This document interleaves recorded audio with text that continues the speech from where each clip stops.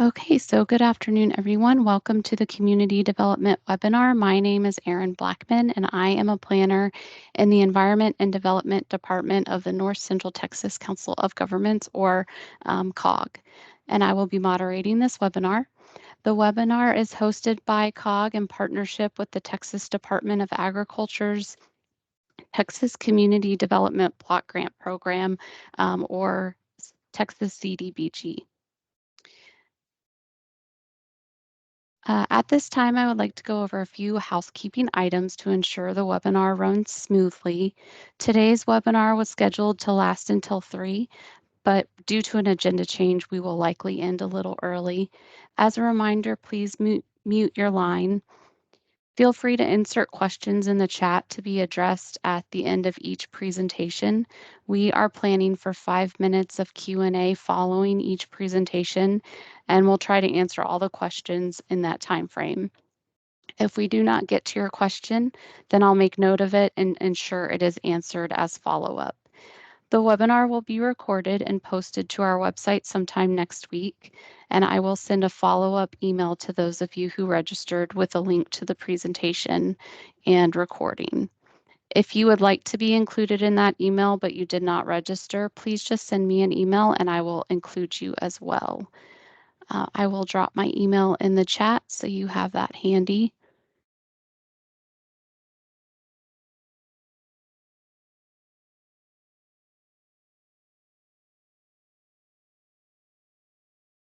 And here is our agenda for today's webinar. Um, I will kick it off with a brief overview of its purpose, and then Frances Espinoza, unfortunately, with the North Central Texas Fair Housing Center, had a last-minute emergency and let me know that she would not be available to participate in today's webinar after all. I apologize for that inconvenience, as I know housing is an important topic. So following my presentation, we'll hear from Sydney Mangini on opportunities to improve quality of life through community gardening and enhancing bicycle pedestrian access and safety. Next, we'll hear from Christina Durr, Danny Miller, and Mike Sims, and they'll provide examples of how the CDBG program has benefited their communities. And then finally, Kirsten Jakowicz will share information on workforce development, support, and impact in rural communities. So thank you again for joining us. As I have already mentioned, my name is Erin Blackman, and I am a planner in the Environment and Development Department at COG. Many of you may already know, but it is helpful to understand what we do. So COG is a voluntary, non-taxing, non-regulatory subdivision of the state for the fourth largest metropolitan area in the US. We help our 230 plus local government members coordinate and collectively plan in areas like transportation, emergency preparedness, development issues, environmental improvements, 911, workforce development, aging services, public safety, etc. And we are one of 24 COGs in the state of Texas, with a 2022 population of over 8 million. So you can see the map of our location on that slide. So this webinar is a celebration of Community Development Week, which occurred April 1st through 5th, and then Fair Housing Month, which is the month of April. Community Development Week is intended to recognize and bring attention to the U.S. Department of Housing and Urban Development's Community Development Block Grant Program, which I'll refer to as CDB. The federal CDBG program exists to provide local governments with resources and to develop viable urban communities characterized by decent, affordable housing and suitable living environments. And it also seeks to expand economic opportunities for persons of low and moderate income. And then Fair Housing Month is dedicated to reaffirm commitment to equal opportunity in housing. The CDBG program for rural Texas is known as Texas CDBG. It exists to provide similar opportunities, but to cities and counties in Texas which are ineligible to receive federal CDBG funding. So these communities are small in nature. At the regional level, COG-SIS TDA, um, we help them administer the community development grant fund program, um, again, to provide grant funding to those smaller communities for various public infrastructure improvements. So we're mainly charged with keeping the stakeholders informed, and also there are other deliverables such as offering an event like this to promote fair housing and the overall CDBG goals. So a link to our website is included if you would like more information on that program. If you hover over the slides, the link should be live. So if you click on that, it should take you directly to the links provided. Okay, and here are the CDBG goals. So the presentations offered today relate to one or more of these goals and are really intended to provide information on how local communities can take advantage of such resources. So the first goal, improve public facilities to meet basic human needs, improve housing conditions, expand economic opportunities by creating or retaining jobs, and provide assistance in public facilities to eliminate conditions hazardous to the public health and of an emergency nature. And then thank you. If you have any questions related to the CDBG program, my contact is included on this slide, and then my email was also in the chat. Okay, so with that, I'd like to introduce our first speaker. Sydney Mangini has worked as transportation planner on the Sustainable Development Team at COG since 2020. She previously worked as a regional planner at the Central Texas Council of Governments in Belton, Texas. Sydney's current work at COG includes projects related to land use, zoning, multimodal transportation, and green infrastructure. All right, Sydney, I will let you take it from here and just let me know when to advance your slides and I'll do that. Awesome. Thank you, Erin. Hi, everyone. Good afternoon. It's great to be here with you all this afternoon. As Erin stated, I'm Sydney Mangini. I currently work as a transportation planner on our sustainable development team here at NCTCOG, and that's situated under the transportation department, under the COG umbrella.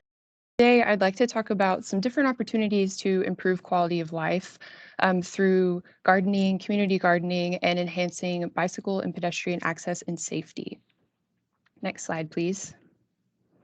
So to give you kind of an overview of this presentation, I'll start out by explaining our sustainable development team, what our goals and our focus is, and then I'll move on into our Community Gardens Public Program Guide that we recently published, and then I'll wrap up with our Transportation Alternative Set-Aside Program.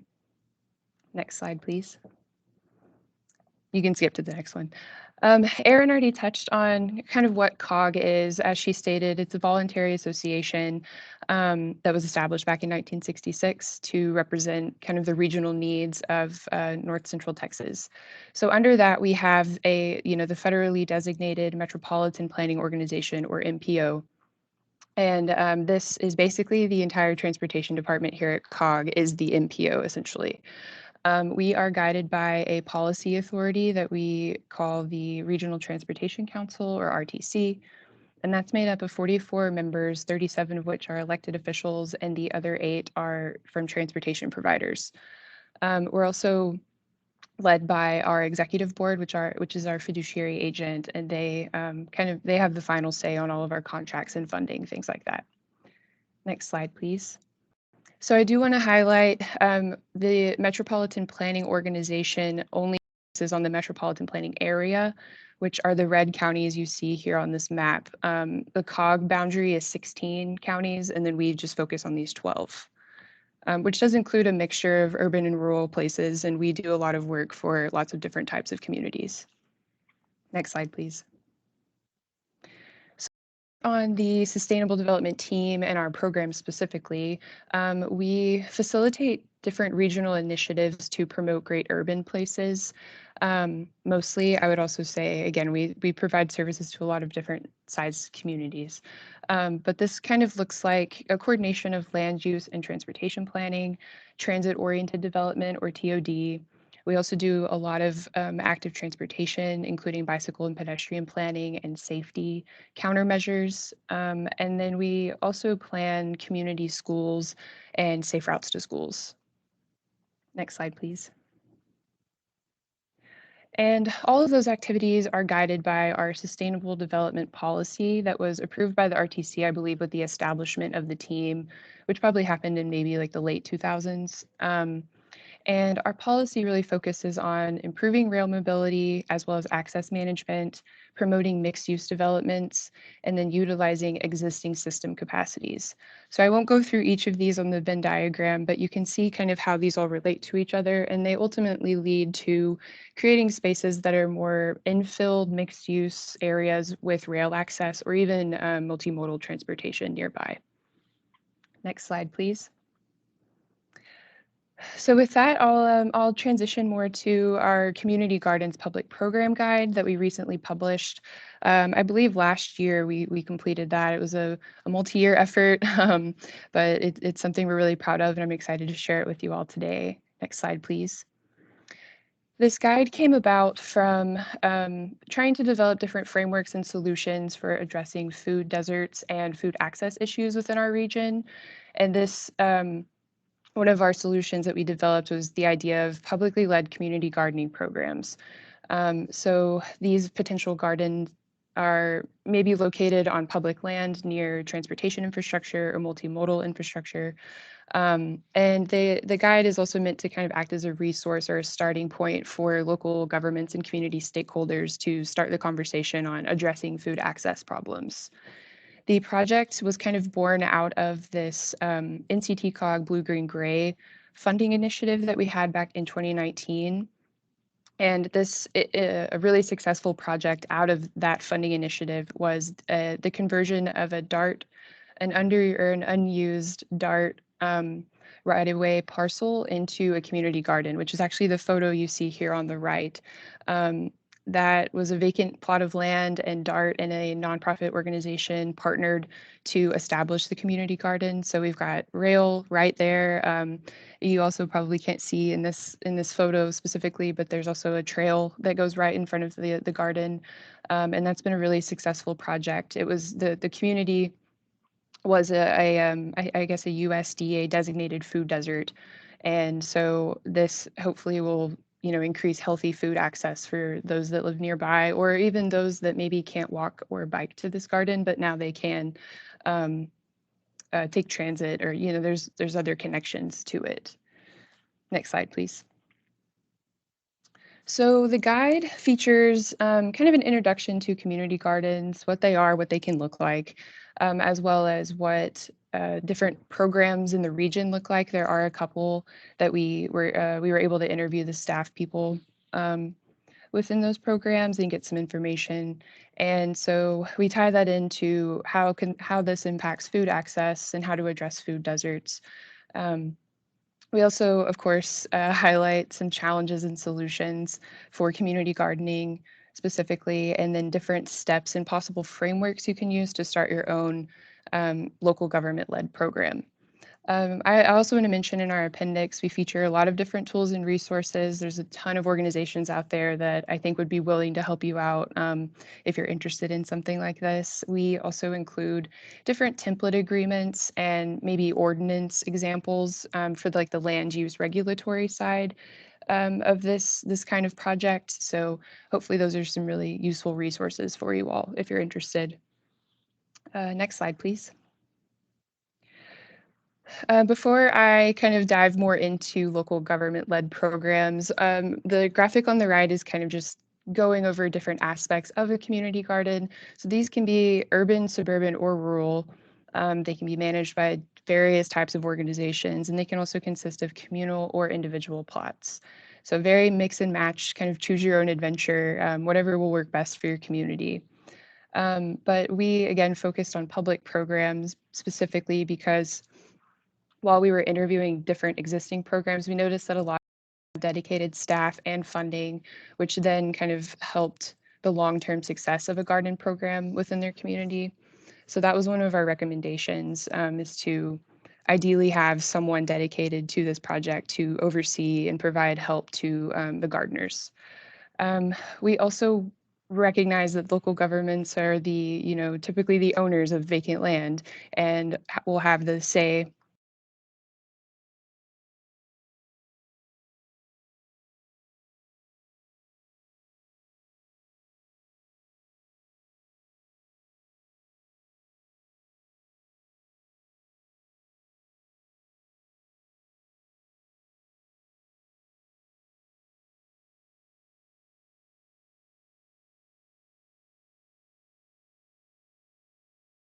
that's going to have to happen.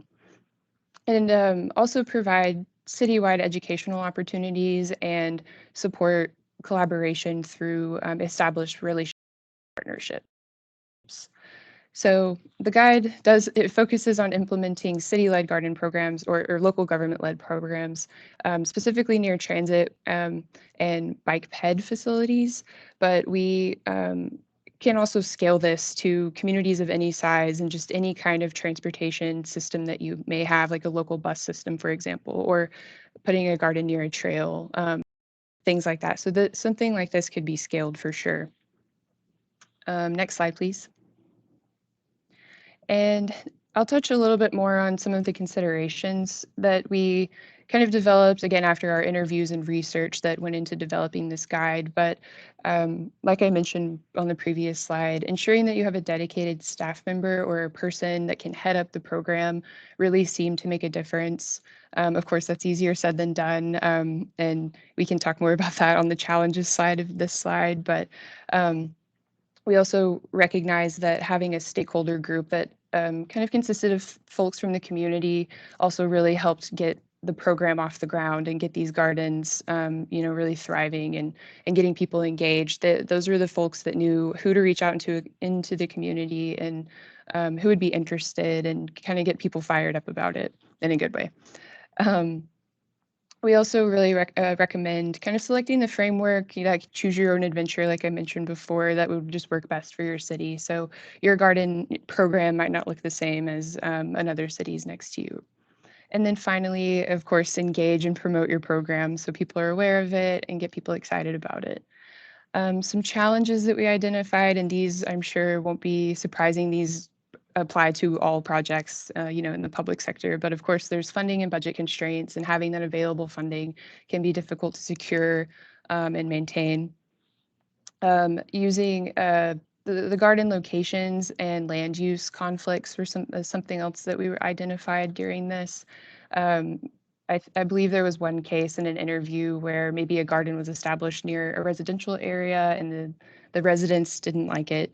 And so just really, it's difficult to kind of manage expectations for those who want to establish the garden and also where they can be placed. So next, we have kind of a lack of staff time and availability. We're all really busy. Something like this takes a lot of time and coordination, and we definitely recognize that. And same with the consistent maintenance and upkeep, as well as regular coordination. Those are all challenges that we found.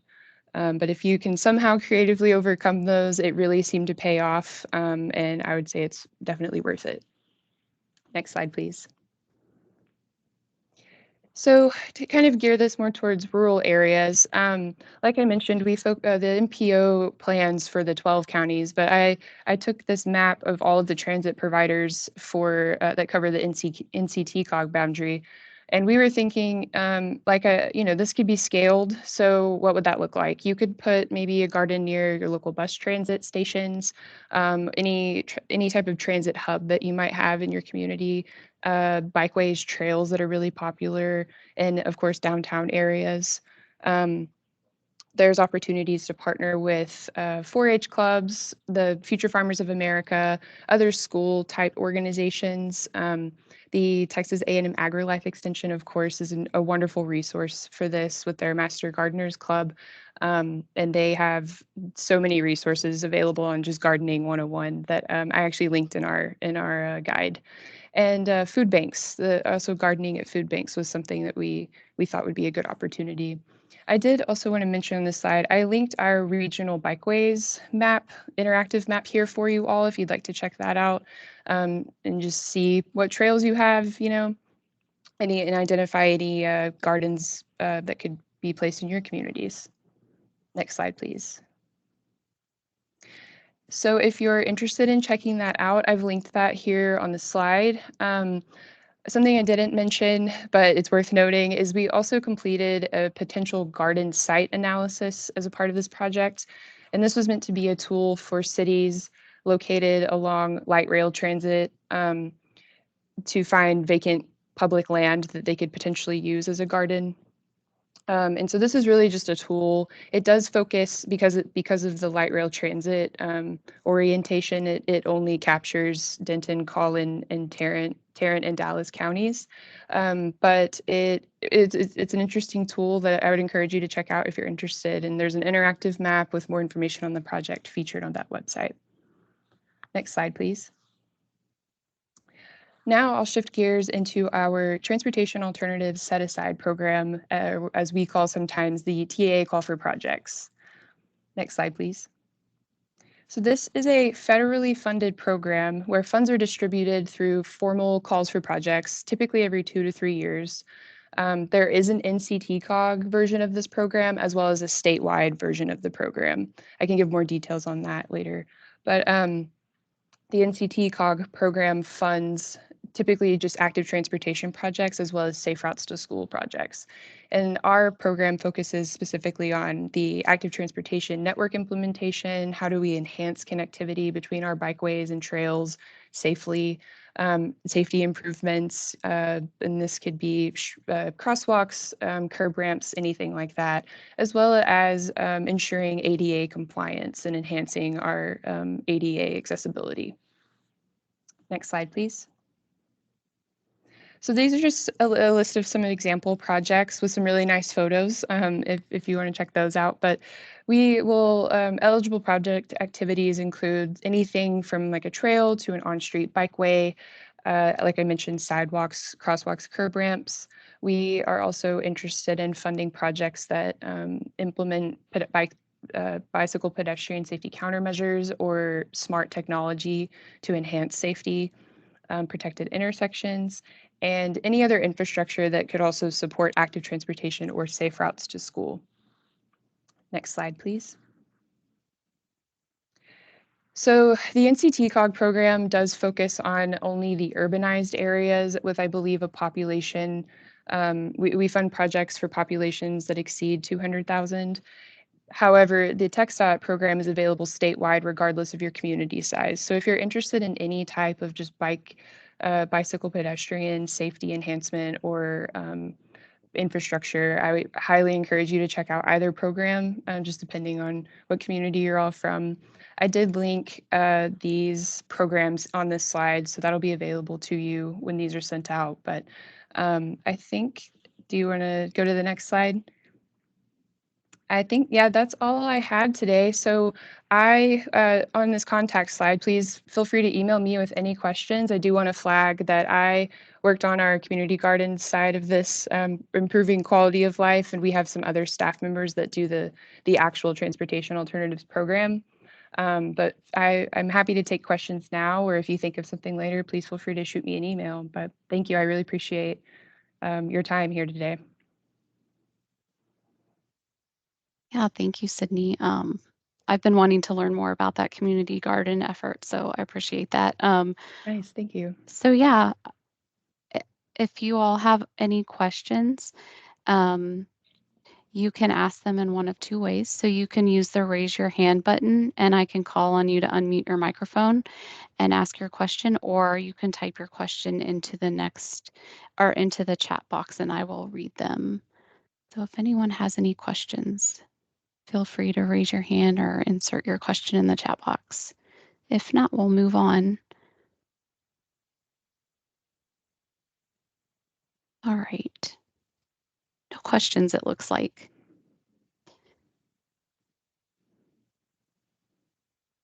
Okay. So then next I will introduce our next speaker. So we have three speakers talking under this Texas Community Development Block Grant Program Success Story Agenda item. I'll introduce Christina Durr first, and then once she concludes her presentation, I'll introduce Danny Miller, and then after that, I'll introduce Mike Sims. So I'll start with Christina.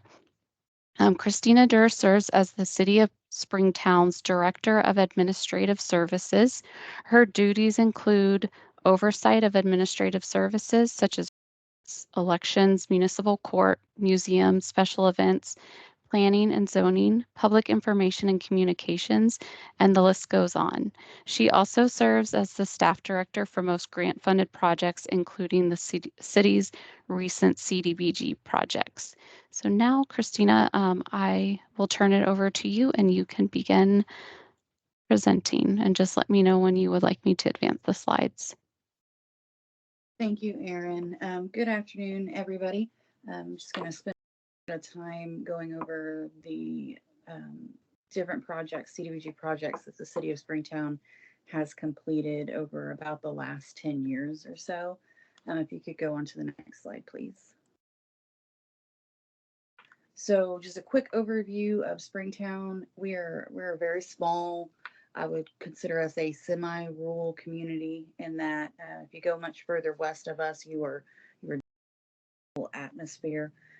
Just some quick demographics about us. We are the fastest growing city in Parker County, and Parker County is the 8th fastest growing county in the country as of 2022. Our current city limits population is only about 4,000, but that's about 80% higher than it was a decade ago. And in addition to the growth that we are experiencing within our corporate limits, the county precinct that we sit in has about 70 active new subdivisions. So even though that's not corporate limits directly, that has a huge impact on our infrastructure, especially roadways and drainage. Geographically, we are situated in north central Parker County, about halfway between Weatherford and Decatur, and we're about 30 miles northwest of downtown Fort Worth. And again, our corporate limits is pretty small. We're only about 3.5 square miles. We'll talk a little bit more about this in future slides, but prior to 2015, we really struggled to our day-to-day operations, let alone large infrastructure projects. So those needed infrastructure improvements just kind of fell by the wayside and were neglected. We also had very little, the planning department was almost non-existent really. And at the time they were experiencing 1 to 2% growth annually. So, they probably didn't see a huge need for it. But as you can see from the recent growth, those needs change very quickly. Next slide, please. And so just to give everybody a picture of where we're located, that little dot there is Springtown. As you can see, we're pretty far separated from the rest of the Metroplex. Sit as an island unto ourselves out here. We don't abut other cities like is very common in the Metroplex. We have our ETJ, of course, but outside of that is really unincorporated Parker County. Next slide, please. So I'm just going to run through all of the infrastructure projects that we've done over the last 10 years. The ones that are highlighted in red are our CDBG funded projects. As you can see, we'll go through these. We've been pretty busy catching up on that infrastructure that I said was kind of neglected for a long time. But as you can see, first up there in 2014, that was one of our first CDBG projects. It was the rehabilitation of a ground storage tank. It was actually the complete replacement. They tore the old one down and built a new one. That was a 150,000 gallon water storage tank that was, used not only for storage, but it plays a key role in pressurizing our entire system. Next are some roadway projects, again, kind of working to fix those areas that were neglected. Then the state came in and improved our major north-south thoroughfare, and we had to fund, of course, utility relocations for that. The next one are IT infrastructure upgrades. Those were kind of spurred on by COVID, and we had no remote capabilities in March of 2020, and we had to fix that quickly. Thank you, thanks, Aaron. I saw your note. Um, so thankfully, we were able to use CARES Act funds to finance a lot of that. We were also able to do a needed remodel to our city hall, and part of that was accommodating for social distancing. And then we had more IT infrastructures, public safety related, and then our library. Next slide, please. Christina, I'm just going to interrupt real quick. I think some people are having difficulty with slides not advancing for them. So I'm Okay. going to take the view off of private, and that will Okay. allow participants to move through the presentation just in case the slides are not advancing with us. So if you're advancing, we are on slide 30. We're about to be on slide 36 if you'd like to advance to that Yep. slide. Okay, thank you. Okay, thank you. So again, we're just over the last 5 years, really, we've just been doing a lot of different infrastructure projects.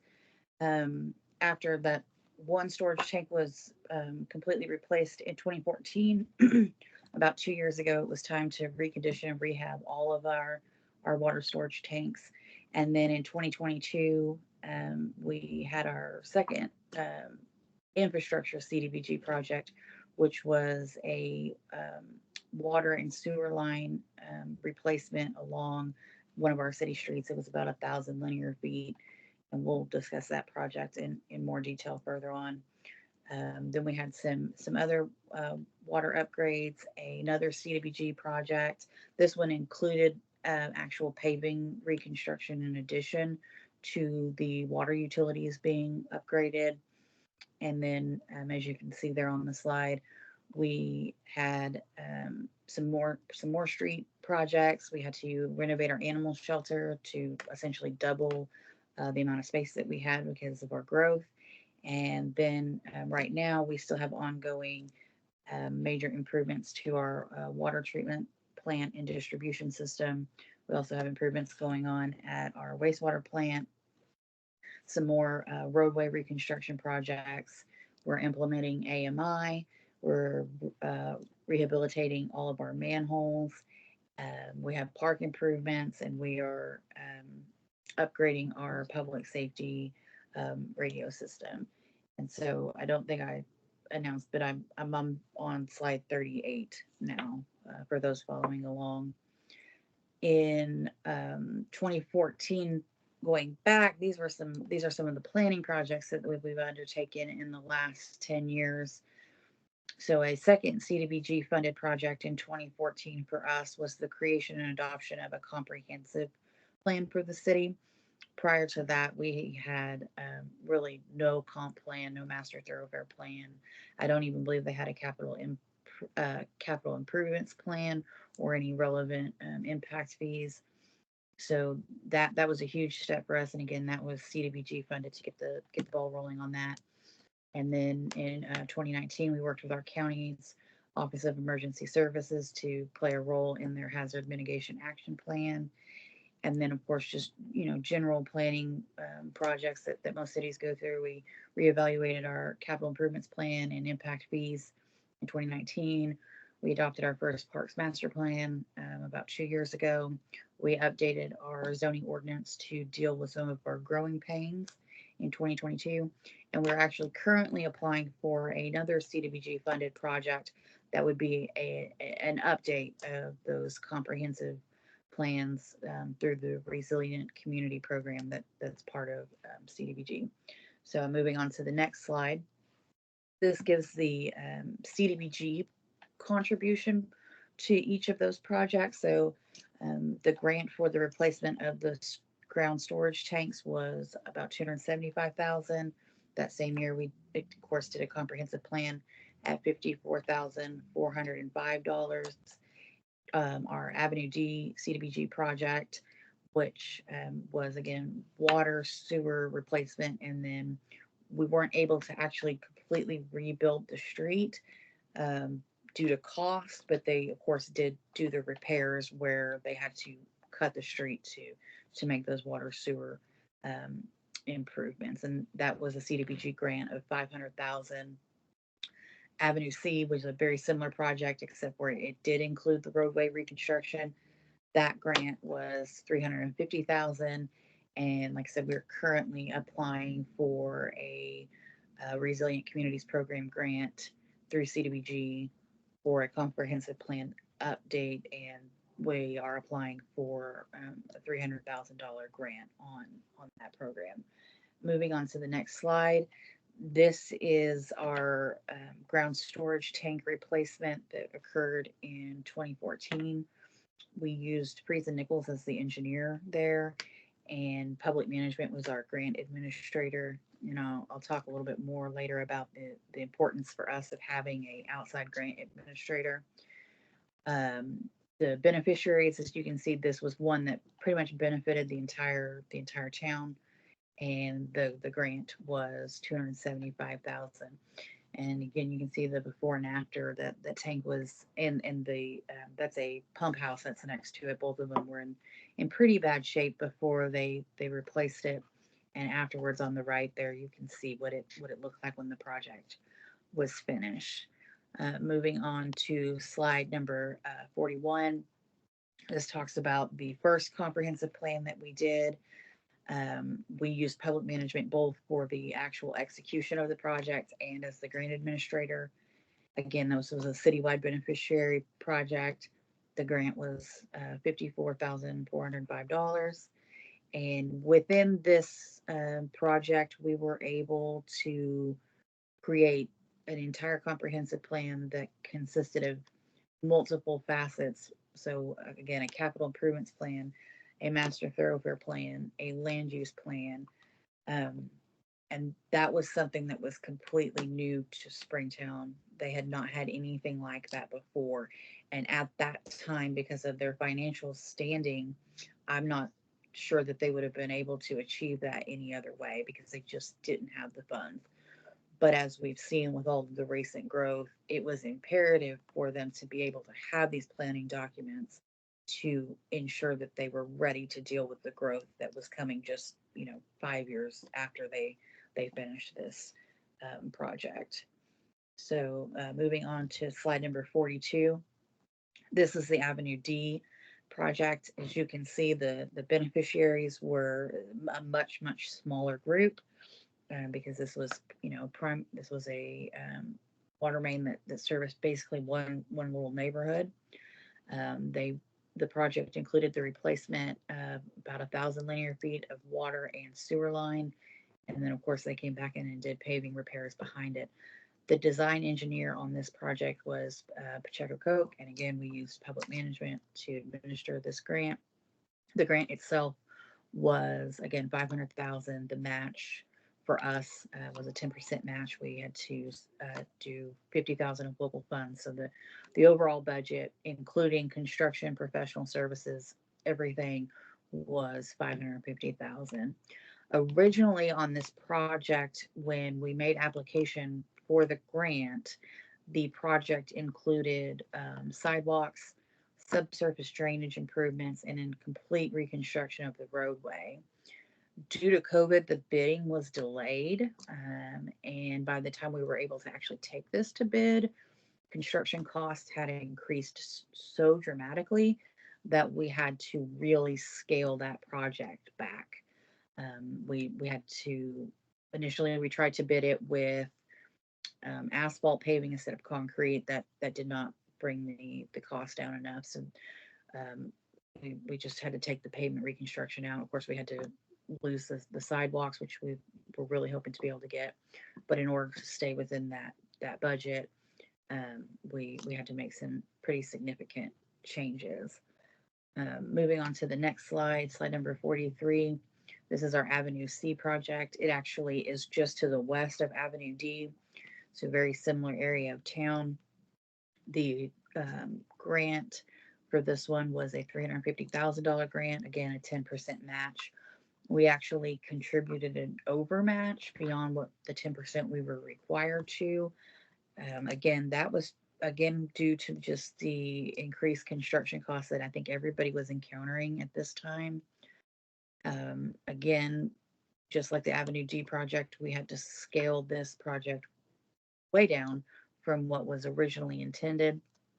Um, like I said, the original project included sidewalks, subsurface drainage, pavement reconstruction.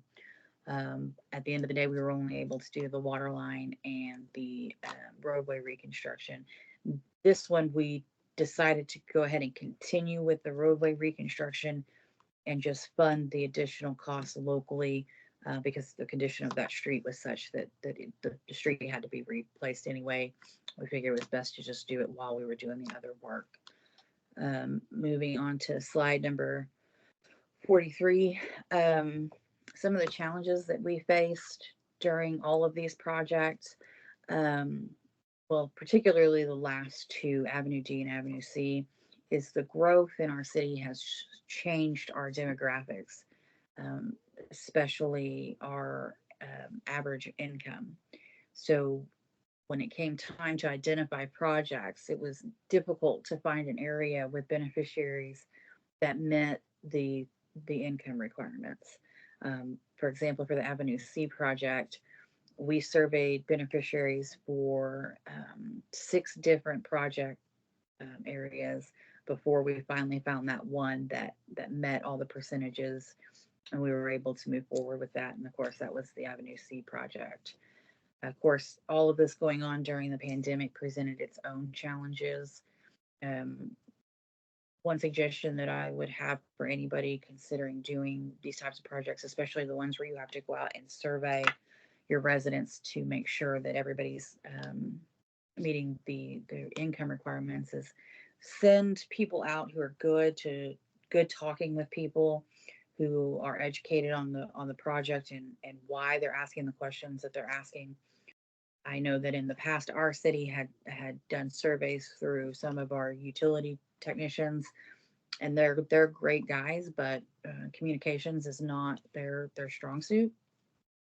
And so a lot of times you'll run into people who are suspicious of the fact that you're asking them about their income. So having somebody that can hear those concerns and address them appropriately is very important. And then the biggest challenge probably for all these projects is how rapidly construction costs have increased over the last few years. Um, Again, for both the Avenue D and Avenue C projects, it led to the project scope being scaled way down. And in one case, we ended up having to overmatch our requirement due to cost concerns. Um, Moving on to slide number 45. In our experience, some of the key things that we found that have been helpful is use the appropriate resources. If it's possible for your city, both for the application process and for the actual administration of the grant. Um, we use a grant management firm. We don't have the staff to have a dedicated grant manager on staff, and we would not be as successful with one, being awarded these grants, or two, being able to keep up with all of the requirements if we didn't have that additional resource. As you can imagine, the reporting requirements for those who may have not had one of these programs before is on par for any federally funded program, meaning there's quite a bit of reporting requirements. That extends to your contractor as well, which was part of the reason why some of our bids came in so much higher. And I can say that because when we would look at similar projects that were not grant funded, or at least not grant funded through this project, we would see a significant decrease in cost. And that's just because some of the additional burden on the contractor to properly meet all of the reporting requirements. Be flexible. Don't, of course, it's great to have your projects identified, and we want to accomplish A, B, C, and D. Um, but anybody who's bid any kind of construction project recently knows that it's almost unpredictable. You can get an opinion of probable cost from your engineer, and you may get bids that are 50 to 100% higher than what that is, and you're going to have to go back to the drawing board. In addition to being flexible about project changes due to cost, going back to the beneficiaries, be flexible about projects, because you may go out and do your surveying and find out that this area that has a huge need for this particular project, they don't meet the income thresholds for that particular grant, and so you have to find a different project. And planning ahead is great. These are cyclical grants, so you can kind of guess when they're going to be coming, and identifying projects ahead of time so that you're that much further ahead is helpful. Um, oh, and after that, that kind of concludes the presentation, but I will be happy to entertain any questions.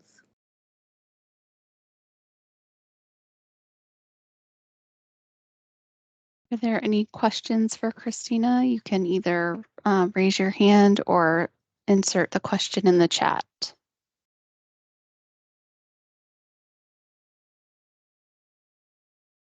Okay, thank you, Christina. I really appreciate it. The suggestions and the challenges that you mentioned are very helpful. So thank you for sharing.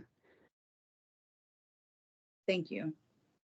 Okay, next I'm going to introduce Danny Miller. Danny Miller is a Strawn, Texas native. He has lived in Strawn since he was 13 years old.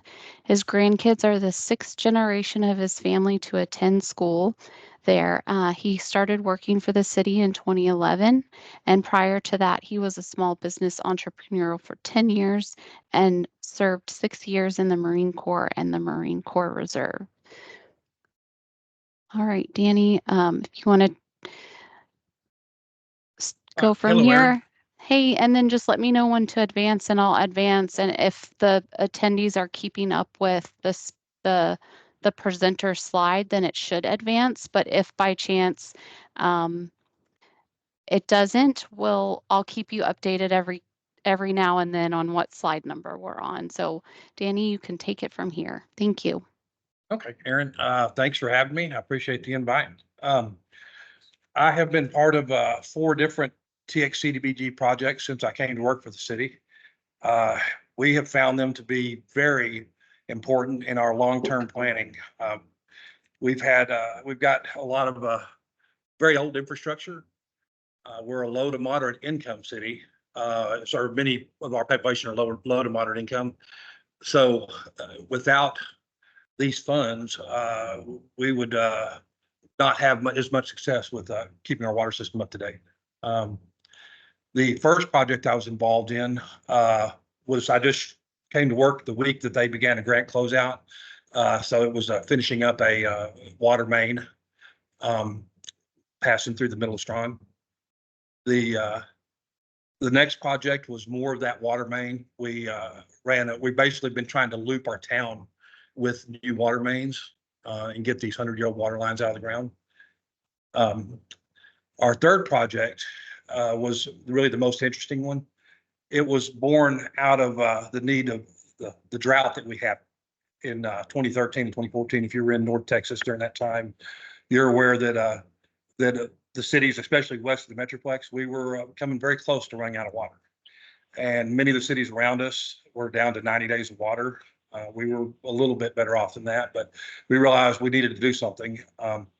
So we got together with some of the surrounding cities and started talking about some type of water well or something where we could run some water into our system as our lakes would dry. We found out that the word regionalization was very popular with Texas Department of Agriculture and USDA and the Water Development Board. Eventually, we ended up with a project where we combined with the city of Mingus, and we started seeking funding through TDA. Because we were two cities applying for a project, we ended up with a $500,000 grant. City of Strawn was the lead on that, but it was combined with City of Mingus. And that was the first phase of our funding. Hang on, you can move to the next slide. So with that 500,000 from TDA, we began acquiring property about 16 miles away from Strawn. We ran plans through for our water lines and water wells. That was not enough money to complete that project. So we then went to the Texas Water Development Board, and they agreed to fund it for another 500,000, a little bit more than that. And they agreed to loan us the money for the rest of the project. But we decided to go ahead and go to USDA Rural Development and apply for more funds.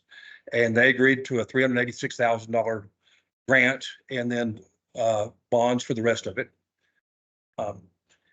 Along that time, we discovered that, or we found out that Texas Parks and Wildlife was purchasing property just west of us and wanted to build a new state park. And they were interested in coming aboard with this project. They funded us another $500,000 at the time to upsize the water line and help with the third water well.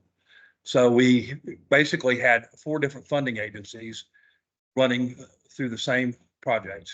It had a lot of challenges, and as Christina said earlier, we couldn't have done it without help of a very good grant administrator. We're a very small staff. It's myself and 1 part-time employee during this time period to handle the entire administrative side of the city. The grant administrator kept us pointing in the right direction, helped us gather the documents that we needed. We had similar requirements for each funding agency, but slightly different. So that presented a challenge. The project ran a little bit over the 2-year period that TDA normally gives you because of the acquisition of the property and the scope of the project and getting all the approvals from TCEQ. In total is about 3 years for the project. But without that TDA seed money for the CDBG, it never would have happened. It ended up being about $2.5 million project. You can advance through slides as you want. Most of this is just pictures of different things that we have done with our projects. I'm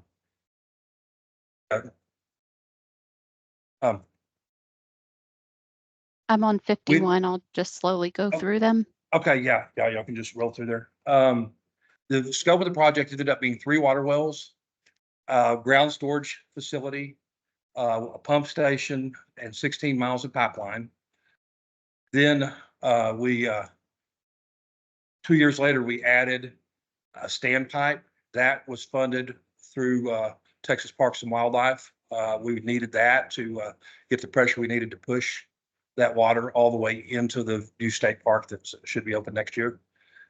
That was another $1 million for that and a small pipeline extension. But again, all that was started with CDBG funds. And, we absolutely needed that. And because we're low to moderate income, it's easy for us to pick projects that benefit the entire community. I suspect that as the new census data has come out, we'll probably end up doing some of the door-to-door surveys and trying to pick projects that benefit certain neighborhoods, but we haven't reached that point yet. We just recently completed our 4th CDBG since I have been here, and that project was a SCADA system for updating the electronic control systems for our water plant and our well site. And it was also replaced a portion of the water mains underneath the downtown area, which Strawn has historic brick streets. And it was a challenge when there was a water leak under there because there's not many people that know how to replace those bricks in a way where they last as long as they were when they were originally placed. So it was good to be able to get those lines bypassed and new lines under there. and hopefully we don't have to serve those bricks anymore. That project just wrapped up last week. So we haven't started picking out our next project, but I can't emphasize enough how important the CDBG has been for us. TDA has worked with us on a downtown revitalization project, a planning grant, and 4 CDBGs since I have been here. And we've had 1 USDA rural development project, and we're on our second Texas Water Development Board project that is upgrading our water treatment plant to basically a package plant, a more modern treatment method. We will, like I say, very soon be starting another grant application for the next cycle, and we try to stay a couple of years ahead on planning on what we need, and we work with our engineers that are familiar with the system to help us come up with the plans. Hey, Grant. We've, pardon me. I'm calling you back. We Yeah, pretty much what she said. Hi, just a reminder, if you're on the line, just to please mute your line. That would be helpful. Thank you so much. Well, Aaron, that's about all I have. It's this project that we did with the CDBG, the USDA, Water Development Board, and Parks and Wildlife was a very interesting project. That leveraging those funds was invaluable, but it was a very difficult thing to get done. I promised I'd never try to do that again, but I've kind of gotten over it. And if we have the right reason to do it, we'll tackle that type of project again.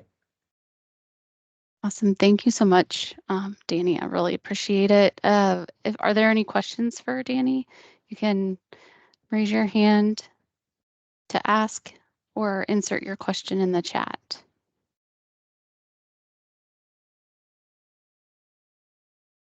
All right. Okay, thank you. I will move to our next speaker. Next, we have Mike Sims, and he is the city manager of the city of Terrell and has served in that role since 2019. He previously served as the assistant city manager beginning in 2008, and he has overseen projects ranging from labor for your neighbor community service to multi-million-dollar partnerships with the Regional Transportation Council, TxDOT, land developers, and new retail and restaurant and hotel builders. So, Mike, I'll let you take it from here. Please let me know when to advance the slides, and that way those who are keeping up with the presentation, it should automatically advance as long as you're synced to me. Okay, I would say that I appreciate this very much. I think it's a great exchange of information. I was going to proudly proclaim that I had the honor of working for the North Central Texas Council of Governments from 1993 to 2008. I got to be on the Sustainable Development team and do lots of fun stuff there. But then I realized the Springtown and the Strawn presentations were so much better than the presentation I'm about to give that I didn't want to, have anybody think ill of me or the team. So my apologies. I think the 2 previous presenters did a great job and covered a lot of really good ground. So hopefully I can sort of live up to things here a little bit. I guess the next slide is, I just say next slide. So there you go. Here's Terrell. If you don't know Terrell, we're half an hour east of downtown Dallas, straight out on, you go 30, 80, and then ta-da, you're in downtown Terrell. And this is Moore Avenue, which is US 80. And this is what US 80 looks like going through downtown Terrell. Obviously, we are, like a lot of folks, an old railroad community. We were founded in 1873. And the location of Terrell is based on the fact that you used to be able to get spring water off of the route of US 80 right through downtown. And so it was a convenient place where the railroad could have a station and spring water both at the same time. So that was the old Texas Pacific Railroad. So lots there. Right now we're 20,000 in population. That's from the most recent census update. There's 14,000 jobs in Terrell. And so I've been saying for a long time, we're kind of a live-work community. We're not really a bedroom community off the side of the Metroplex. We're really a commercial hub where, work goes back and forth there. I appreciate that note very much about going out to visit Ham's Peach Orchard that's just outside of Terrell. And I can tell you that I'm very enthusiastic about people visiting Ham's Peach Orchard because my 16-year-old daughter just interviewed for a job this summer at Ham's Peach Orchard. So all the more reason go out there and make her work hard. Let's see what else. We're the retail and employment hub. Forney's the bigger city by population, but we have just given the vast number of jobs in Terrell, we're the hub, if you would say, in Kaufman County. Kaufman County in the last, say, 5 or 6 years has always been in the top 4 or 5 counties in fastest population growth in the United States. This year, we were #1 in population growth by percentage in the United States. And there's just a lot going on out here. So we've got development plans submitted to the city that account for about 80,000 new residents. And that's all either within our city limits or locations where we have annexation agreements in place for future annexations with municipal utility districts and that sort of thing. So lots going on out here. And I would say that some of the notes from earlier really ring true. Moore Avenue is a dividing line where if you go on the south side of Moore Avenue where the railroad tracks are, that's a low-income neighborhood that qualifies us for some of the grants that require you to have a low-income zone within your city, and we can readily pull that data. And I think that's a really important thing because the work that we've tried to do is partially about supporting our downtown and supporting the redevelopment of downtown and the old buildings downtown. But it's very heavily been weighed to the idea that we're trying to help rehabilitate that low-income neighborhood. Just out of history, the north side of Moore Avenue was all built up over the years with curb, gutter, underground stormwater, all that sort of good stuff, sidewalks, a good system for that. And then the south side of the railroad tracks was built without curb or gutter or no underground stormwater and a lower investment in the infrastructure. So a lot of what we've been trying to do is right those historical wrongs that happened in that particular neighborhood. And we've used quite a few of our grant opportunities to say, okay, now we can go take care of the water or the sewer underneath of some pockets of that portion of the development over there. And so that's been a very important element for us. It's also an interesting city because downtown and just behind the sign there that says Home of Historic Murals, there's a corporate headquarters there for American National Bank. So we have an interesting sort of mixing that goes on our town. And so that corporate headquarters, anybody would be happy to have 250 financial jobs in their downtown. And we have that. And so we've been able to make sure that we're keeping that anchor here. And we've never wanted some of those employers to leave. The next slide is just flavor from our downtown. We wanted to give you some pretty pictures. Terrell, and actually going back to Ham's Peach Orchard, Ham's Peach Orchard was right almost exactly in the center line of the eclipse. And I think they were at 4 minutes and 22 seconds of totality. And we were about 4 minutes and 20 seconds of totality in downtown Terrell. So really a big deal. And we had a really huge crowd for that. And you can see there some of the park and resources that we have in our downtown. We had a big library event for that as well. The next slide is right off of an area where we would not have been able to do the fun thing. We have a Type B sales tax corporation that's for downtown and park improvements, and they recently funded a downtown landscape project, and we're literally finally able to go back and put good landscaping down Moore Avenue But if we had not recently done the underground work in this area with CDBG funds, we wouldn't have been able to invest in these improvements. And it really makes a big difference for us because we want to enhance the walkability of our downtown area. And part of that was the feedback that we got from our citizens on that was we just need shade. We need more shade. We need more green downtown. And we've really done a good job with that landscape project. That was $500,000 in Type B sales tax dollars. And again, it was possible because we had a grant a few years earlier, I think right in the $450,000 range, to redo some of the underground water lines from the CDBG in this area. The next slide is, I think, just another shot of the landscaping in progress, so I won't beat you up on that. The next slide is the next thing we're doing downtown. So we do an annual taco festival. And again, just getting people to come to our downtown area is a huge thing for us. And we really try to focus those CDBG funds in our downtown zone. The next slide actually gives you the list. I didn't try to go backwards too far in the past, but we did 18 different CDBG projects between 1975 and 1995. Again, all generally in the core of Terrell. That Pacific College water line is the one I was speaking about. Those are streets that are right in our downtown area. The Bachelor Creek Sewer Line project is a little bit further away, but a line that if we hadn't made improvements on it, we wouldn't be able to, support the overall infrastructure downtown. The CDBG grant that we got two really good sidewalk ones, and I'll talk about both of those.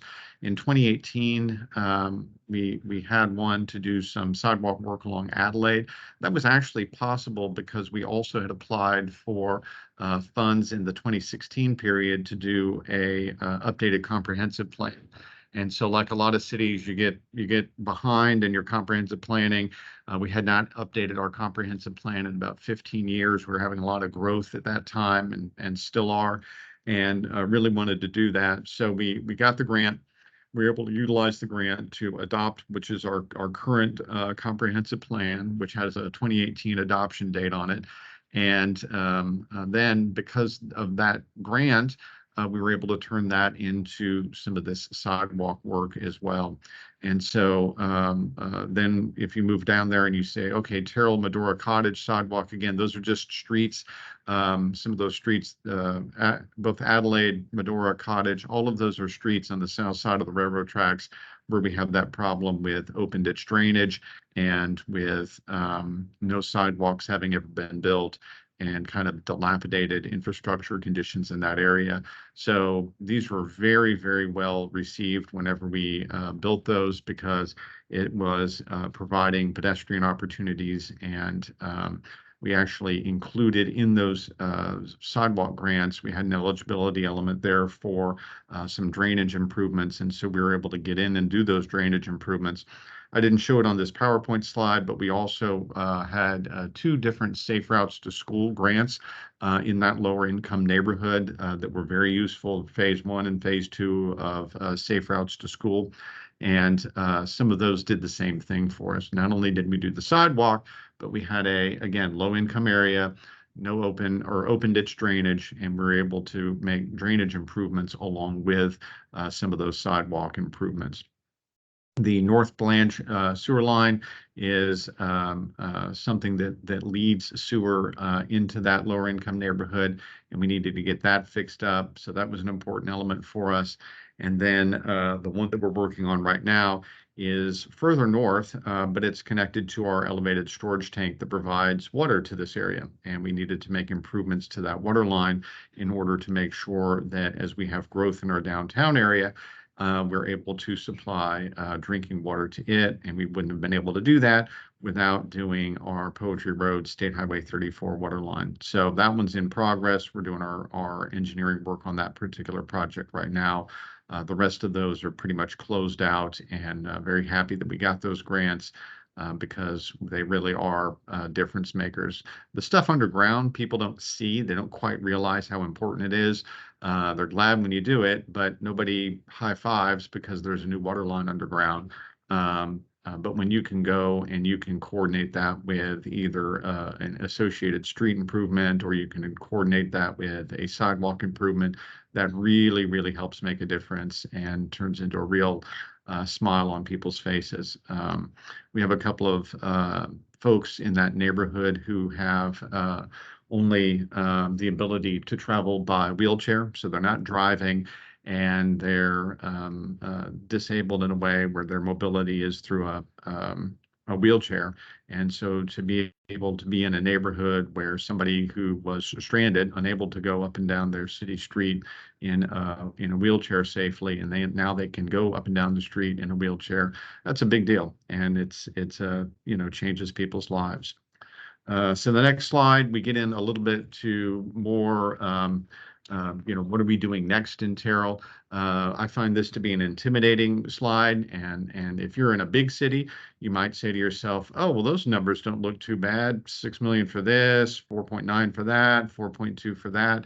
But any city with any real financial constraints and a challenge in the tax base knows, hey, wait a minute, when you start adding up numbers like that, you're in big trouble because you can't afford to do all of that at one time.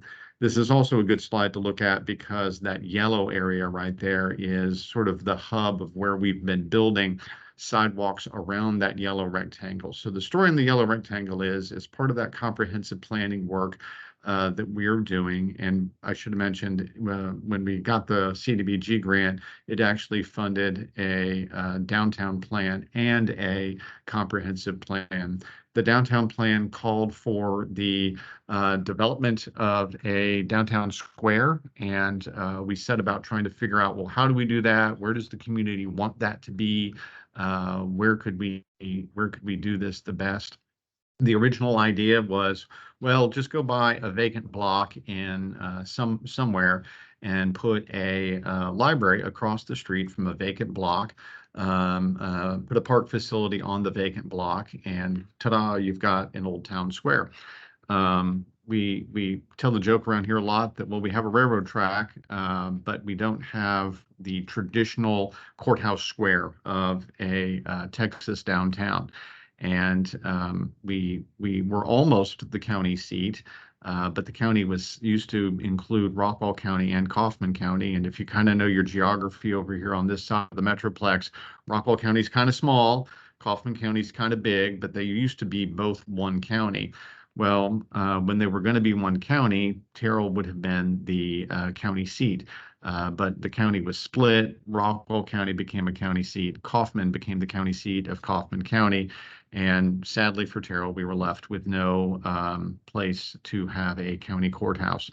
So the whole long story there is about we want to get back in there, and we want to help anchor our downtown with some sort of great library amenity and some sort of great town square park.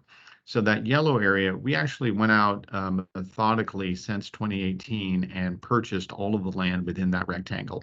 And none of it was owned by the public prior to that. And we went through and worked through that process. You can see there's some old warehouses there. There was a parking lot for a church there. We did a cooperative program with them to move their parking lot to another location. We did have about 3 different folks living in houses there who were ecstatic that they were going to get to move because they were in fairly dilapidated conditions, and we did all of that voluntarily. We didn't want to do eminent domain on a house. So we went through all of those steps, and now we're going to be able to develop that area. Well, the CDBG stuff that we've been doing since then, the South Adelaide grant that I mentioned and the Cottage Medora grant that I mentioned, they're actually strategically designed to be right on the edge of that yellow rectangle.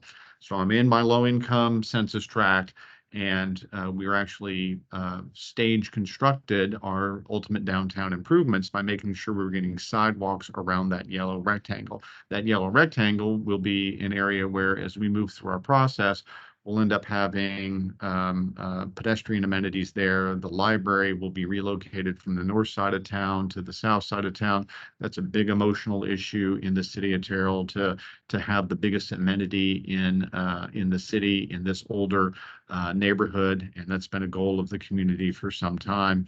You might say, well, wait a minute, you just told me it was a railroad track community. Yes. We also have a quiet zone project that we're working on. I'll mention that here in just a second.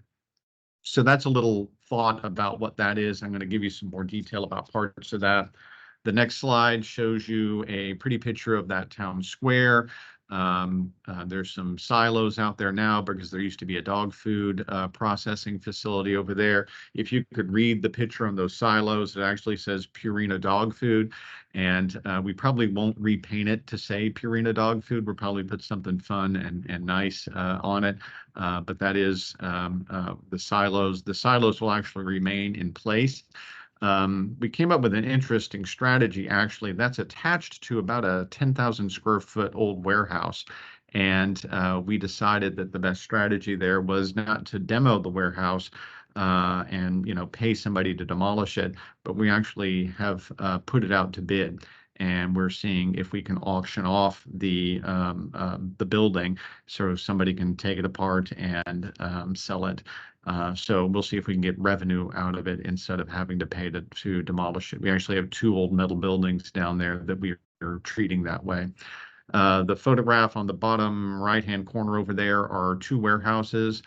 These were a real thorn in the side of the neighborhood, and really one of the biggest things we got positive feedback about. There's 18-wheeler traffic in a single-family neighborhood due to those warehouses. And as we were trying to figure out, well, where do we put the library, the town square, the amenity, the feedback from the neighborhood of, wow, here's an opportunity to remove a warehouse, remove 18-wheeler traffic, and really make the neighborhood a neighborhood without warehouse infringement. That was a big deal and really very, very well received. You could probably look at this project and say, oh, well, you're going to gentrify this community. And that's not something that we've ever had as a reaction here. We've been trying to make a good park amenity and a good library by removing the warehouses and the industrial development that have been unfairly encroaching on the older neighborhood. And that's made it very, very well received. The next PowerPoint slide is just a couple of shots about the fun of the town square. I like to use the Piazza Navona location over there in Rome, not because I've even ever been there, but because it's a classic urban space, and it just gives you a sense of the scale of the town square that we're planning, because that Piazza Navona location, which is a big famous place in Rome, is roughly the same size as the land area we just bought to do our town square. And we always advertise it to people as we know we're making a 100-year investment here. There's no way that the city of Terrell has the money to build big stuff right away. We're going to make it drain to grade. We're going to make it a good amenity. We're going to get some sidewalks going around it, and we're going to get the library out there. But we're not going to, have it materialize overnight. As we get 80,000 new residents who move to Terrell, we'll have plenty of opportunities in the future to have future city councils, future city managers, future citizens get out there and say, hey, this is the next step. Our goal is to build about a 70,000 square foot library community center and then move on from there. And I would just say that because we're already using CDBG funds to work through this process, it really makes it possible for us to say, okay, this is possible. The grant opportunity first for the planning and then also the various water and sewer things and the sidewalks attached to it, they all just help us one step at a time methodically get that done. The next slide is the Complete Streets project. We were very happy that our county listened to us. We spent years asking them to do a county bond program. The county bond program passed in 2019, and in 2019, it included funds for us to do a complete street study of US 80 and Spur 226. Spur 226 is a connection between US 80 and State Highway 34, and that's that blue north-south line over there. It's actually South Virginia to Citizens here. This map also is good because it shows you that just off to the west side of our downtown area is Southwestern Christian College. That's a one of 9 remaining historically Black colleges or universities in the state of Texas. And I actually think the next slide maybe shows it a little bit better there. I guess it's in the eye of the beholder, which is easier to see there. But anyhow, you can see the logo right over there. It's not very far from, it's about 10 blocks or so from our future town square.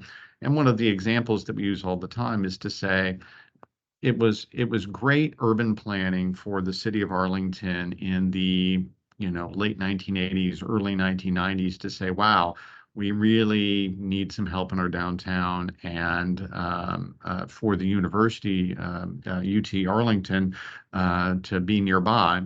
And over the course of time, Arlington methodically made sure that they were growing their downtown, investing in their downtown. And meanwhile, University of Texas's Arlington was methodically expanding and growing a little bit more all the time up over toward historic downtown Arlington. And so because both entities were busy, the city was busy, Arlington was busy investing in downtown, UTA was busy investing and growing. Now it's a much better neighborhood and a much better environment than it was when I was working at COG in the early and mid 1990s. And we use the same example here. We want Southwestern Christian College to grow over time. We want our downtown to grow over time. We would love to have an easy walkway, which does not exist right now, between the college and our downtown area. So that's a focal area for us to make some of those improvements as well. The other side of the map over there shows you Terrell State Hospital. So one of the big lobbying efforts that we've had over the last few years is to get a rather old, rather dilapidated, that's a state mental hospital. It has about 300 patients and about 900 employees take care of those 300 patients. It has what you get referred to as forensic beds. So that's people who are in the law enforcement world. They need to have competency restored, or they have some other reason they've been court ordered to be somewhere. And so there has not been very much state investment in that facility. It's an 1883 facility. And some of the buildings out there really aren't that old, but they look like they're that old. And it's very much a place in need of upgrades. So in the latest legislative session in 2023, we had about $600 million assigned to build a renovated brand new building, which will relocate many of those services and expand the footprint of Terrell State Hospital. So one of our planning ideas and the way we're organizing our downtown area is to have Southwestern Christian College anchor one end of downtown, and Terrell State Hospital anchor the other end of downtown. We want to do planning between the two, and of course have that town square in the middle. So that map right there in that zone basically just shows you that's where we're going to continue to be working with CDBG partnerships over the course of time. When COG has funding available for different sustainable development things, we'll get in there and work on those being part of our town square improvements, and just try to keep pace. I think one of the lines in one of the earlier PowerPoint presentations was about the Sustainable Development Program making great urban spaces in the Dallas-Fort Worth area. And that's sort of what we're aiming for in this particular zone. So the next PowerPoint slide is just a little bit more meat on the bones of that. We're about to do a memorandum of understanding from our project review committee. That's been a committee that's been comprised of TxDOT, the county, the Regional Transportation Council. We have a member on there from that Type B corporation I mentioned, the Park and Downtown Improvement Corporation, and then of course the City of Terrell. And so we've been doing a series of meetings with that project review committee to make sure that we're set on what makes sense there with our future improvements. It's already paying off because since we had this map and this planning going on, we were able to show that to the Terrell State Hospital planners as they're working on that down in Austin with the Texas Health and Human Services Department, and say, hey, that green line on the side of the map, that's very important, because right now all 900 employees drive back and forth through a residential neighborhood to get to work. And we don't like that. We would much rather have those people enter off of US 80. And because we had the planning in place and the project review committee had been working on it, and TxDOT had been seeing this as part of all of that, they were able to pick that up. TxDOT said, hey, we'll pay for this driveway entrance to the state hospital. And the state hospital said, yes, absolutely. We'll reorient our campus. We're building a new building anyway. We can reorient the campus to allow for that different driveway entrance. So some of those planning and relationship issues really pay off. That's been very, very important for us to get that roadway realigned. The next PowerPoint slide is, there's the exact item I was just talking about. The road actually won't be quite exact in that location, but you get the idea. It's going to be about right there. The City of Terrell's contribution on that is to acquire the land. We've got 2 vacant parcels there, and we're actually working with one of the landowners there. You can see that little blue checkbox there. That's where they would hope to be able to get a little floodplain reclamation done and end up building a single-family house, not to access it off of the State Hospital entrance drive, but to access it off of what's called Birch Street right there. And that's a really good improvement for us. The next PowerPoint slide is about the quiet zones. So I mentioned, okay, we've got this big goal here, move the library and put it basically right on the railroad tracks. Are we really going to be able to accomplish that? Again, 2019 county bond program, I can't stress how important that was to us. It included adequate funding for us to do all of the pre-construction work associated with quiet zones here in Terrell. And so we've had a group working on that with Union Pacific and the FRA. We've had town hall meetings about it. We're going through some of that parts of those environmental processes that you've got to do. And again, some of the stuff that we built with CBDG was over the years specifically designed so it's possible to build the quiet zones. That South Adelaide sidewalk I mentioned, it's located in a place where it picks up and extends sidewalks that we'll have to build to do the quiet zones. So lots of really good work there, and there's a grant application process that we're about to apply for called the CRISI grant, Crash Reduction Incident Safety Improvement Grant. So that's an FRA grant, and really hopeful that we'll be able to get that and layer that into all of these downtown improvements that we're doing. This is really, I think this is my last slide, and I really wanted to use this as my last slide because, well, why would this particular quiet zone intersection here be more important than all the others? This is a great slide because right there where it says approx location of guardhouse, that little note right there is on top of one of the dorms to Southwestern Christian College. There's 100 kids that go to sleep every night in that dorm. Just off the bottom side of this aerial, there's another dorm with another 100 students in it, and they're right next to the side to the railroad track as well. We've got about 250 total students who are, on campus, living on campus and trying to go to school, and they're listening to that train horn noise from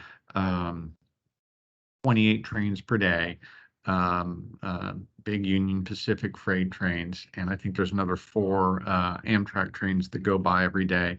They're listening to that every day. And so one of our big approaches here has been, if we can fix this intersection, make a proper, good-looking entryway and proper sidewalk improvements between US 80, which is on the left-hand side of your screen, and Southwestern Christian College, which is, again, south side of the railroad tracks. That's that low-income community over there on that side. If we can really link that up and make sure that we have a great entryway and we're welcoming people into Southwestern Christian College instead of, hey, that's that hidden little thing off to the side. That's not only a safety improvement for us, it's not just a quiet zone improvement for us, it's also sort of a emotional attitude and point of view of the city of Terrell about honoring our HBCU and bringing it up front and center. And so it's a goal that's bigger than just let's pour some concrete. And we're really excited about getting it done. And again, all of this is right in that same neighborhood where we're trying to utilize those CDBG funds. So that's a quick overview of what we've got going on in Terrell. And my goal for my presentation is, please let me be the first speaker who receives a question from the audience. I'm very excited to get a question, so we can have at least one person. Oh, there's a great one. What was the Yes. total cost of the rectangle there?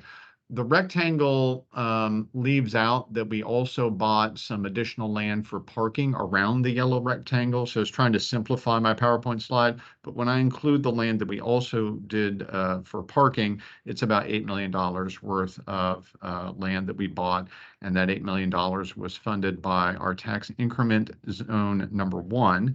And if you'd like to know more about our TERS number 1, I will simplify it by saying it's 4,400 acres. It's when it was created, and I think still today, the largest TERS by land area in a rural county in the state of Texas. And that TERS was designed so that Interstate 20 development could generate revenue in a TERS, and that revenue generated in Interstate 20. So we take in 2015, 2016, 2017, 2018, we opened up all the stuff around the Buc-ee's and Academy, blah, blah, blah, in Terrell. All of that generates excess revenues. And then that excess revenue is something that we can utilize for bonding capacity on our downtown area. And so that was really an important financial move for us. And that's how we were able to afford that $8 million. I don't know Thank what you, slide Mike. 63 was. Yeah, we'll have to move on, Oh, I'm sorry. unfortunately. No, that's okay. Yeah. I appreciate it. As a person who was in a dorm close to a train track, I Oh, can no. certainly relate to that effort there. So, Big deal. Big deal. and I also appreciated the plugs to Sydney's presentation. Oh, absolutely. Yeah. That was great. Yeah. She's great. Yes. Thank you. But yeah, if there's a way that Mauricio could get in touch with you to get more details on slide 63, would that be okay? Yeah, absolutely. I'd share my email with anybody. Happy to chat. Okay. All right. Thank you. Mhm. Thanks again. I appreciate it. Thank you. All right. That brings us to our next speaker. So Dr. Kirsten Jakowicz, it brings over 20 years of experience in strategic planning, partnership development, program management, community building, workforce alignment, and leadership. Working closely with all stakeholders, she leads and advocates for programs and opportunities that promote the success of represented and at-risk populations and the creation of a highly skilled workforce. So yes, I look forward to your presentation, Kristen, as of course job opportunities and a skilled workforce contribute to economic growth of a region. So with that, Kirsten, you can just let me know when to advance the slides and I will do that. Great, let's move on to the first slide. All right, I am Kirsten Jakowicz. I am the Senior Manager of Workforce Programs for Workforce Solutions of North Central Texas. I new to my role. I've been here about 8 months, and prior to that, I spent about 25 years in higher ed. So I am quickly learning how little everybody knows about workforce development and really what it can do to support the communities that are in our service area. So hopefully after this presentation, you will have a greater knowledge of workforce development and how we might be able to partner together. So on this slide, it has our vision, mission, and our values. This is what drives us. And um, through everything we're doing, we're going through a big strategic planning design right now, but really what frames all the work that we do is asking ourselves, really, how do we maximize our impact in the communities that we serve? And how do we serve those that are most in need? Next slide, please. All right, so before I jump into what we do, I want to set the stage a bit. Workforce Solutions of North Central Texas serves a diverse and expansive 14-county area in North Central Texas. So if you're looking at this map, you'll notice that we serve the 14 counties that kind of create a donut around Tarrant and Dallas County. Tarrant and Dallas each have their own workforce boards that each just represent a single county. We have 14 counties that we serve. And you can see from these locations that it really represents urban, suburban, and rural areas. Each county has its own unique workforce needs and opportunities, and we really do our best to try to serve each unique community in the best way we can. We do maintain a close working relationship with both of our workforce boards, with Tarrant and Dallas. And that collaboration allows us to share valuable insights, best practices, innovative strategies, et cetera, to really build the Texas workforce ecosystem. If you are in Tarrant or Dallas County and you have questions about workforce development, you can always reach out to me, and I can certainly connect you with anyone in that area that can best serve you. So each of our workforce centers is staffed by individuals that work closely with career seekers and employers in their unique area. Our centers are strategically located, and we serve on average just a little over 100,000 job seekers each year and over 10,000 employers each year. We also share our workforce center spaces with individuals, representatives from TWC and from vocational rehabilitation. And our goal really is to create a one-stop shop for job seekers and for employers in each of our areas. One thing that we're really focused on, if you're looking at this map, you'll notice there are some counties that are not represented, and there are also really all of our counties are very large, and it's hard to just have one workforce center in a single county. Collin gets two. I don't know. They just do. But when we look at our counties, we also realize that there's really a need to get into some of our even more rural areas. If you look out at Palo Pinto and Wise and Somerville, they don't have a workforce center. And so we are really ramping up our efforts right now to look at opportunities to partner with some of our smaller communities to co-locate in existing spaces, or to do what we call outstationing, which is having individuals from one of our workforce centers visit those areas on a regular basis if we can find an empty desk or a spare office space that they might be able to work from. Next slide, please. All right, and there's a lot on this slide, so I'm not going to read everything on it, but I'm going to run through it and kind of give you an idea of just the scope of what we do and how broad it really is. So we have a range of programs and services. We host hiring events. We support apprenticeships and internship programs. We offer job skills training. We receive our funding from the Department of Labor and the Department of Agriculture. It funnels through TWC and then comes to us. So we have a pretty significant amount of funding that we can provide to job training, as well as those support services that go along with that. We provide childcare assistance. And our goal really is to connect with not just job seekers, but employers to grow business and industry throughout our region, as well as to work with other educators in the area as we deliver job training. I do want to point out that childcare in particular really plays a pivotal role. One of the things that we do with childcare is we provide the funding for subsidized childcare throughout our 14 counties. So that's close to about $100 million a year, and about 8,000 children daily that are receiving some form of subsidized childcare. In order for us to be able to do that, we work with thousands of early learning providers to one, to work with them to make sure that they are eligible to receive those scholarships for those students, but we also work with them on our Texas Rising Star system. So in order to be an early learning provider that can provide scholarships, you have to meet a certain quality level. And so we have several different aspects of our child care program that we focus on, which is really focused on child care access. That's that really making sure that our parents in all of our areas can work through access to childcare. We focus on childcare quality, but we also focus on the childcare pipeline. We realize that early learning providers, there's a huge challenge with childcare across the nation, and we realize the disconnect between the pay that early learning providers receive, the cost of providing quality childcare. And the challenges that that can present to parents as they're job seekers and trying to find somewhere where that they can trust to send their children. And so childcare is a big challenge, and it's something that we are working diligently with others throughout the state to try to help address. In addition to that, so we serve our adult career seekers, and they have a very diverse backgrounds. Some may have work experience, some may have never worked before.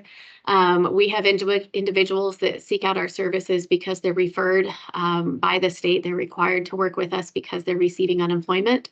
Others will request our services if they've recently been laid off, if they've been justice served, or if they're returning to the workforce for any other reason. We serve youth. We have a pretty significant amount of funding that's it's our youth funding, and youth is really up to age, it's ages 14 to 22. So that gives us some flexibility in how we work with a different population. But typically our youth population are those that may be aging out of the foster care system, that have exited the K-12 system early or dropped out of high school. And regardless of whether we're working with adults or with youth, we provide case management workshops, career preparation, resume and interview skills, hiring fairs, subsidized work experience, tuition support. And then we also provide support services. So if we have an individual that is eligible for our funding, we will actually not only pay for that training, but we can also make sure that they have access to gas cards so that they can get to that training. If they're doing subsidized work experience, we again can make sure they have gas cards. We can help with utility bills if that's a barrier. We can help with childcare expenses, things like that. So we really want to make sure that we're reducing the barriers to success for the individuals that we're serving. We also serve veterans. We have a number of events that are specifically targeted to veterans. We serve employers through recruitment assistance. We have our Work in Texas website, which is a statewide website that connects our job seekers to available jobs in the area. We really pride ourselves on providing economic and labor market information. So we work closely with businesses, either those that are considering moving to the area, or those that may be doing some sort of market research and need to know, need some access to workforce analytics. Maybe what are the occupational trends or growth areas, things like that. So we have a data analyst that works with employers, business, and industry throughout the region to support that information. We work closely with a number of organizations on apprenticeships, on creating registered apprenticeship programs, fidelity bonding, tax credits. We support grants. There's quite a few grants available through TWC for employers. So we do our best to educate the organizations, the businesses that we serve on all of those different services. We work again with economic development organizations, again to research and share information about economic trends. We host accelerator sessions where we bring together elected officials, educational institutions, and our economic development organizations to really talk through what are the pressing issues in each one of the counties that we serve, and how can we play a role in supporting growth in those areas. Again, we work with all of our academic institutions. We provide skills training, again, apprenticeships, tuition support. I've already talked about childcare. And then we also partner with TWC's Vocational Rehabilitation Department for individuals that are eligible for that funding. So we make sure there's a seamless referral process back and forth between that organization. That was a lot. Next slide, please. All right, so I mentioned a few minutes ago, we have 12 workforce centers. What you see on our screen is what we like to call our 13th workforce center. And this bus, although it looks like a motorhome, is due to get a refresh soon, but we use this really to go out into rural areas, and we've been working closely with the food bank and other organizations to think about how can we use this even more. It's really a classroom on wheels, and it has a full computer lab on the inside. We have used this bus to teach digital literacy and adult education courses. We use this bus to go to hiring fairs, to work with employers. We have a rapid response team when there are layoffs somewhere. When those are announced, we will, if invited, we will show up with our bus and help the individuals that worked for that organization to start applying for support services that they might be eligible for. So it serves a number of different purposes, and we would actually like to be using it even more than we currently are. But it's a great tool, especially out in rural areas where we may not have a brick and mortar workforce center. Next slide, please. All right, so just some milestones for this past year. We again served over 100,000 career seekers, over 10,000 veterans, 8,700 youth and young adults. Those are our 14 to 22-year-olds. We helped 347 individuals gain degrees, licenses, and certifications. And when I say 347, we trained a lot more than that. They don't often follow up with us and let us know once they've earned their certification. So we have to spend quite a bit of time tracking them down to ask them. So those are the ones that responded. We supported over 10,000 employers. We collaborate with education industry and community partners to bring in $22.5 million in grants. We ensured it, we says 7,000 here, but we actually serve an average of 8,000 children daily that receive childcare while parents or guardians are working or pursuing training. And I just a few minutes ago, let me see if I can pull this email up. I just found out that the work that we were doing to help support our local communities in SB 22 rural law enforcement grants, that was something that we really focused on earlier this year. At least one municipality in every single one of the counties that we serve received grants.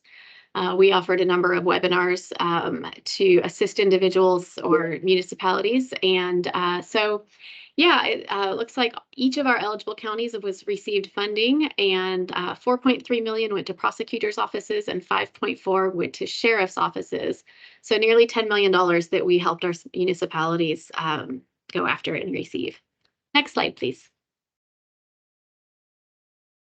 All right, so as I mentioned earlier, we are working on a strategic plan. We have 4 pillars that you can see in that strategic plan that we really focus on.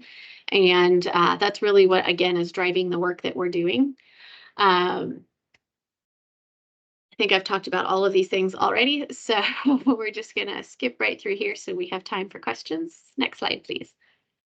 All right, so there's a number of different ways that you can partner with Workforce Solutions of North Central Texas.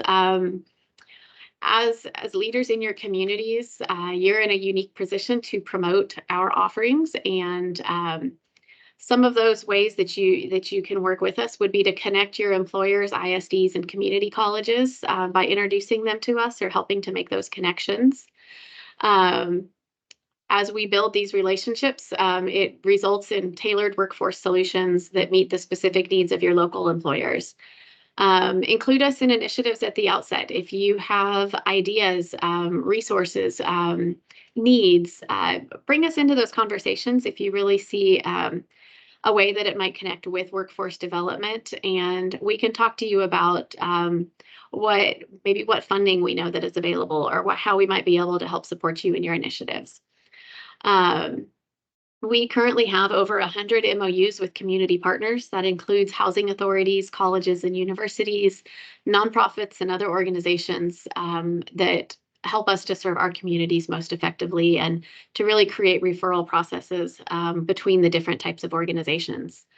Another thing, I mentioned it earlier, but I'll close on this as well, is we're really exploring opportunities to co-locate or outstation the staff that we have. We realize that we really need to get into some of our smaller communities and really do more work in those areas. Um, our one mobile workforce unit, again, we can use that. But if there's ever an opportunity where there is space available, we would love to know about it, whether it's a single office, whether it is an available space. I know there's some communities in the region that are repurposing buildings and creating facilities that are that really work to help convene different community agencies and nonprofits. And if there's ever an opportunity like that, we would really like to know so that we can make every effort to be a part of each community that we serve. Next slide. And that is it. So if you have any questions, please feel free to reach out to me. My email is on the screen. Or if you have any questions, feel free to speak up or type them in the chat. Yeah, we have time for questions if anyone has any.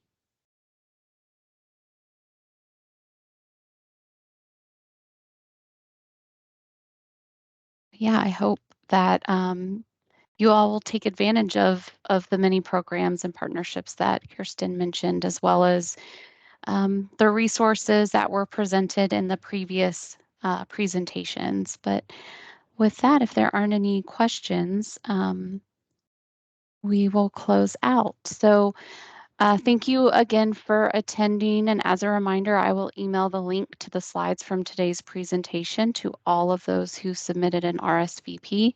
I will also send a link to the recording once it's ready. And if you did not RSVP, that's totally fine. And you want to receive the emails, please contact me via the email provided in the chat. And then on this next slide. But here is a direct link to where that information will be posted. So thank you again to everyone who joined us today to listen, and many thanks to our speakers, Sydney, Christina, Danny, Mike, and Kirsten for taking time to share this information with us today. So the webinar is now over, and I hope you all have a great day and avoid any weather that may be coming our way. So thank you again.